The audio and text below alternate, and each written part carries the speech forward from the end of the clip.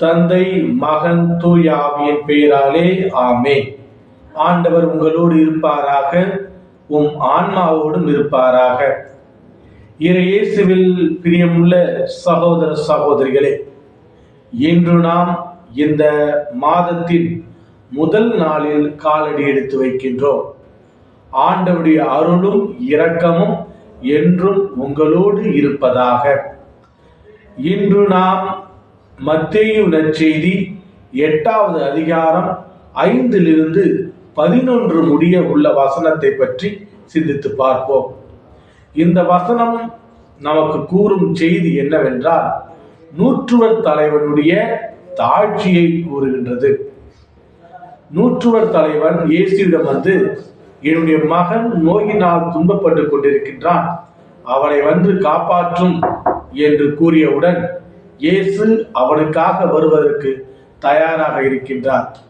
ஆனால் அவனோ, ஐயா, நீர் என் வீட்டிற்கு வர நான் தகுதியற்றவன். ஏனென்றால் என்னிடம் உள்ள வேலையாட்கள் நான் கூப்பிட்ட குரலுக்கு செவி காய்க்கின்றார்கள், வருகின்றார்கள், போகின்றார்கள்.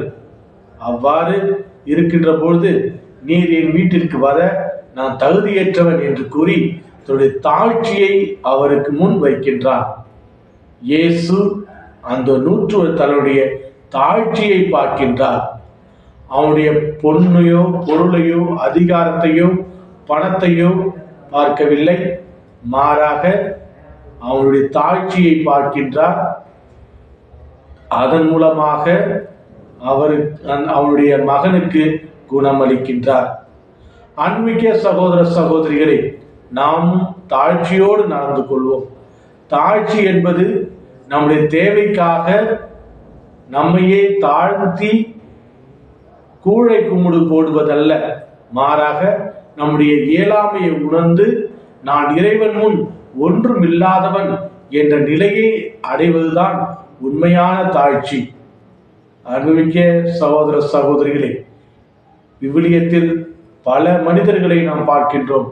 அவர்கள் தன்னுடைய தாழ்ச்சியின் மூலமாக வெற்றியை கண்டார்கள். நாமும் இறைவன் முன்னும் நம்முடைய சகோதர சகோதரர்கள் முன்னும் தாழ்ச்சியோடு இருப்போம். இறைவன் நமக்கு நிறைவான ஆசிரியையும் அருளையும் தருவார். இந்த நாளிலே சிறப்பாக இறைவனுடைய அருளையும் ஆசிரியையும் வேண்டி சிறப்பாக ஜெபிப்போம். இறைவனுடைய ஆசி நம்முடைய குடும்பங்களில் நிறைந்து இருப்பதாக. ஆமென். எல்லாம் உள்ள இறைவன் தந்தை, மகன், தூய திராவி நம் அனைவரையும் ஆசீர்வதித்து வழி நடத்துவாராக. ஆமென்.